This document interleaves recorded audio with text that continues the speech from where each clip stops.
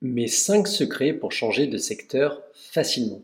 Alors ça, c'est quelque chose avec laquelle on a assez de mal en France, c'est peu admis de se dire qu'on part d'une formation, d'une expérience sectorielle précise et qu'on veuille en changer. Côté recruteur, très souvent, peu osent passer le pas de recruter quelqu'un qui ne vient pas du tout du secteur dans lequel il évolue lui-même. Et côté candidat, peu vont oser se dire, ben voilà, je j'ai jamais travaillé dans ce secteur et je me lance. Cette vidéo, elle est là pour battre en brèche ces idées reçues, puisque moi-même, j'ai réussi à le faire 6 fois au cours de ma carrière et je vous explique comment. Mon premier secret, c'est de ne pas vous interdire de rêver, car les autres ne le feront pas pour vous. Pire, ils vont même essayer de vous décourager, notamment si vous en parlez à des proches. Ils vont vous dire: oh là, dans quoi tu te lances? Mais du coup, tu connais pas du tout, tu sais pas du tout faire, et donc, quel est le problème? Si vous y réfléchissez finalement, quel que soit le métier, quel que soit le secteur d'activité, à un moment donné, vous avez été au niveau zéro. Donc, quel est le problème de se relancer dans un secteur, dans un métier? En fait, c'est que ça fait peur aux gens qui s'inquiètent pour vous. Ça peut aussi les rendre jaloux parce que eux-mêmes n'osent pas le faire et ils voient que vous êtes en train de vous poser la question de passer le pas. Donc surtout, surtout, ne vous interdisez pas de rêver. Les gens le feront pour vous. Ne vous auto-censurez pas, pas de syndrome de l'imposteur parce que vous pouvez y arriver. Il vous manque peut-être des choses et ça, on va en discuter. C'est mon deuxième conseil. Ce deuxième conseil, c'est qu'est-ce qui vous manque? Est-ce qu'il vous manque de la crédibilité? Est-ce qu'il vous manque des compétences? Est-ce qu'il vous manque parfois un diplôme obligatoire pour exercer? Globalement, c'est se poser ces questions de manière très concrète.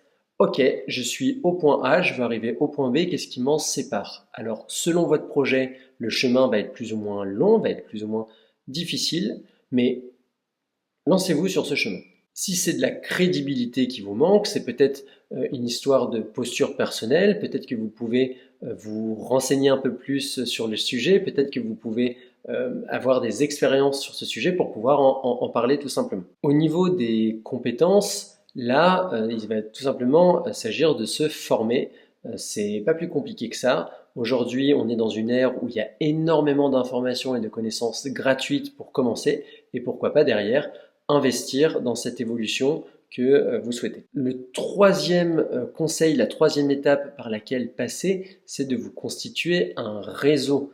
Sollicitez les gens, demandez-leur de vous parler de leur métier, de leur secteur, ils seront ravis de le faire. Vraiment, expliquez votre démarche, que vous pensez à rejoindre leur secteur d'activité que vous trouvez génial. Eux, ça se trouve, ça fait des années qu'ils y évoluent, ils sont un peu désabusés, et ça va être hyper rafraîchissant pour eux. Ils vont se dire, ah bah c'est génial, cette personne, elle a envie aussi. C'est vrai que mon secteur, il est quand même chouette. Et je vais parler des choses que je trouve géniales dans ce secteur et d'ailleurs peut-être aussi des choses peut-être un peu plus compliquées. Mais en tout cas, les gens vont vous aider volontiers et ça pourrait devenir de potentiels recruteurs, de potentiels mentors derrière.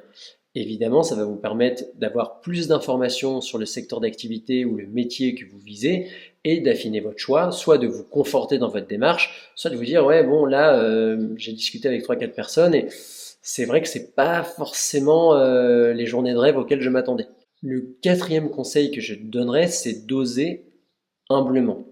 Qu'est-ce que ça veut dire? C'est que puisque vous êtes au stade zéro ou en tout cas un stade pas forcément avancé, c'est de proposer vos services, ou en tout cas de faire de l'immersion par rapport à ces métiers, à ces secteurs d'activité, passer peut-être par des stages, quel que soit le dispositif, de proposer vos services gratuitement ou vraiment pas cher pour que la personne se dise, bon, ok, il est totalement débutant, elle est totalement débutante, mais elle est de bonne volonté et moi j'ai rien à perdre ou très peu en tant qu'employeur potentiel. Donc c'est parti. Et là, pour le coup, vous allez apprendre tant dans le vécu qu'au niveau de la compétence, et ça va vous donner une vraie légitimité derrière à poursuivre cette démarche, puisque vous aurez eu même des petites expériences, mais en tout cas des expériences dans le secteur que vous visez. Mais vous voyez, ne vous forcez pas à passer par toutes ces formations très théoriques qui vont durer des longues semaines, voire des mois, pour à la fin peut-être vous dire bon ben ce métier il est peut-être pas fait pour moi. ou même ne pas savoir encore si vraiment vous avez envie d'y aller. Allez sur le terrain, discutez avec les gens et frottez-vous à la réalité de ce que vous visez. Et a priori, vous allez avoir une bonne surprise, ou en tout cas valider vos hypothèses, mais au moins ça vous permet de vérifier tout ça. Le cinquième secret, ça va être d'anticiper et accepter vos nouvelles conditions de travail. Alors ça justement, ça peut être permis par rapport au secret que je vous donnais juste avant de oser humblement d'aller sur le terrain.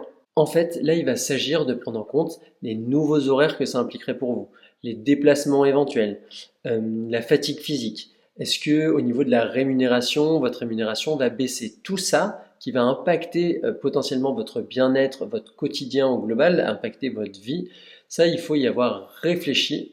Et une fois que vous en êtes conscient, c'est évidemment l'accepter. Parce que s'il y a des points qui sont vraiment problématiques pour vous, il y a de fortes chances que si là, avant même d'avoir commencé, c'est problématique, si après avec la fatigue, la réalité du quotidien, ça risque de s'empirer et ce ne sera pas pérenne.